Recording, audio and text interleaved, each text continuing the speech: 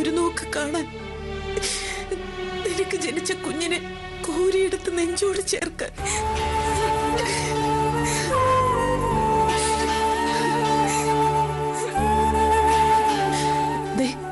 വൈകിയെത്തിയ അവിടെയുള്ളവർക്ക് സംശയമായിരിക്കും. അമ്മ പൊയ്ക്കോട്ടെ. വീട്ടിലുള്ളവർക്ക് ഇഷ്ടമല്ലെങ്കിൽ വരണ്ട. കാണാൻ സാധിച്ചല്ലോ, അത് മതി. വരാതിരിക്കാൻ പറ്റുമോ? കാണാതിരിക്കാൻ പറ്റുമോ? ലോകം മുഴുവൻ എതിർത്താലും എന്റെ മോളെ കാണാതിരിക്കാൻ, നിന്റെ ശബ്ദം കേൾക്കാതിരിക്കാൻ എനിക്കാവില്ല മോള്.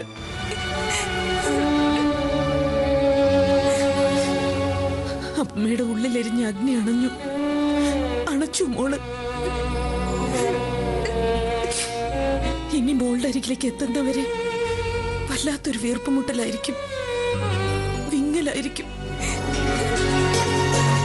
എന്നാലും നിന്റെ അരികിലിരുന്ന് നിന്നെ പരിചരിക്കാൻ എനിക്കാവുന്നില്ലല്ലോ മോള്. സാഹചര്യം അതിനെന്നെ അനുവദിക്കുന്നില്ലല്ലോ.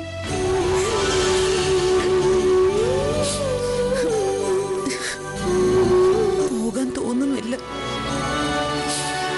പോകാതിരിക്കാൻ പറ്റുന്നില്ല.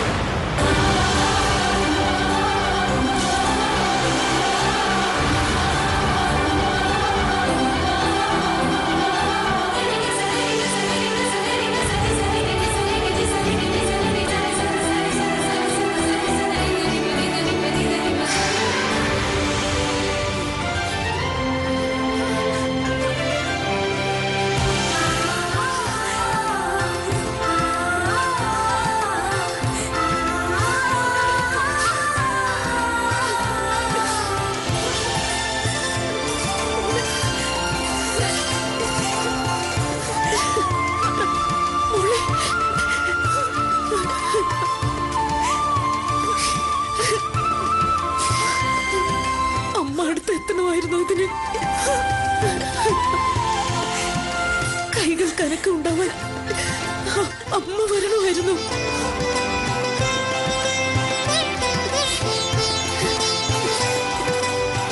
ഇനി ഈ ശരീരാസകലം പൂർവ്വസ്ഥിതിയിലെത്തും.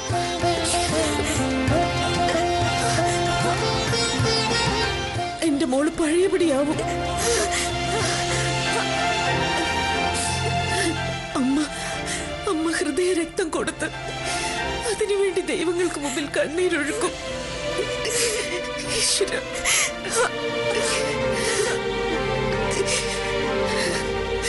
അമ്മ പോട്ടെ മോളെ.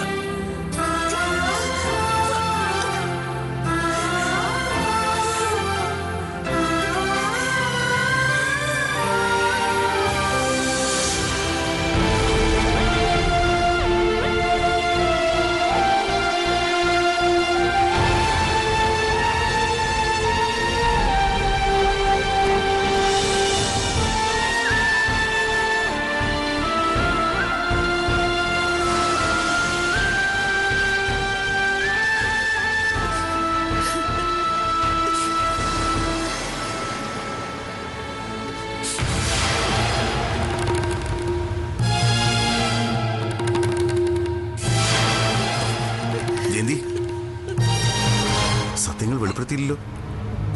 ഇയാൾക്ക് അതാണോ അറിയേണ്ടത്? ഞാൻ പറഞ്ഞില്ലടോ, ഡെലിവറി നടക്കുന്ന സമയത്ത് അമ്മയായ ഞാൻ അരികിലുണ്ടായിരുന്നെങ്കിൽ എന്റെ മോൾക്ക് ഈ തളർച്ച ഉണ്ടാവില്ലായിരുന്നു. പോയി നോക്കണോ, അകത്ത് പോയി നോക്ക് ശാലിനിയെ. അമ്മയുടെ സാന്നിധ്യം സ്പർശം അറിഞ്ഞപ്പോ തന്നെ എന്റെ കുഞ്ഞു ഉയർത്തെഴുന്നേറ്റു. അവളുടെ കൈക്ക് ചലനശേഷി ഉണ്ടായി.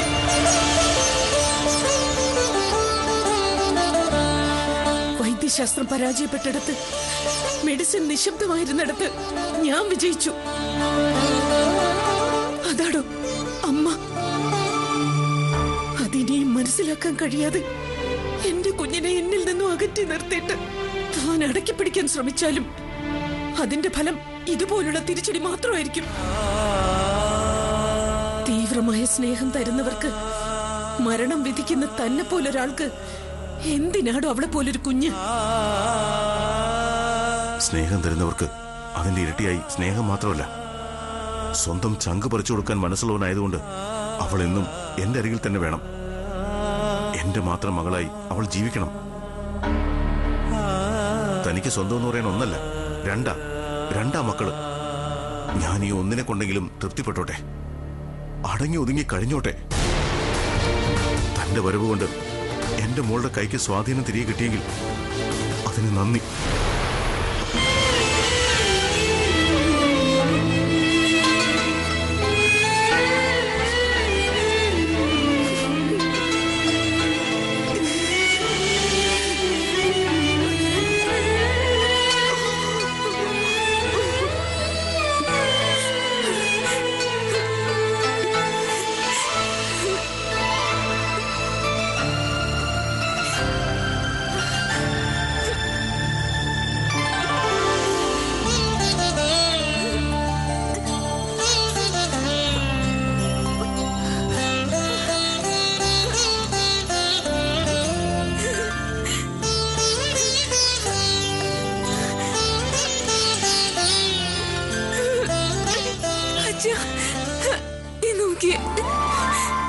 എന്റെ കൈയുടെ ചലനശേഷി തിരികെ കിട്ടി. ഈ വലതുഭാഗത്തെ മരവിപ്പ് മാറി.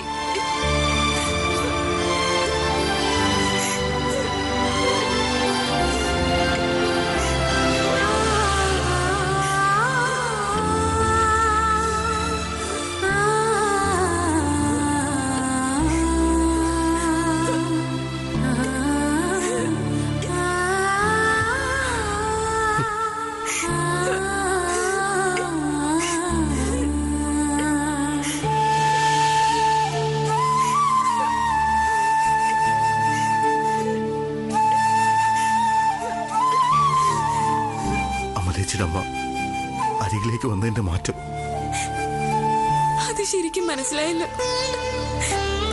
അതുകൊണ്ട് ആ അമ്മയെ നേരത്തെ ഇവിടെ എത്തിക്കണമെന്ന് ഞാൻ വാശി പിടിച്ചത്. മറ്റാരടുത്തേക്ക് വന്നാലും എനിക്കിതുപോലൊരു അത്ഭുതം സംഭവിക്കുന്നു തോന്നുന്നില്ല. ഇനി അയാൾ നിത്യേന വരും. ഓരോ വരവിനും ഓരോ മാറ്റവും സംഭവിക്കും. അവസാനം എന്റെ മോൾ എഴുന്നേറ്റ് നടക്കുകയും ചെയ്യും. അങ്ങനെ എഴുന്നേറ്റ് നടക്കുമ്പോ ഈ അച്ഛനൊരു അധികപ്പറ്റാവരുത്. Dhathri hair care herbal oil അവതരിപ്പിക്കുന്നു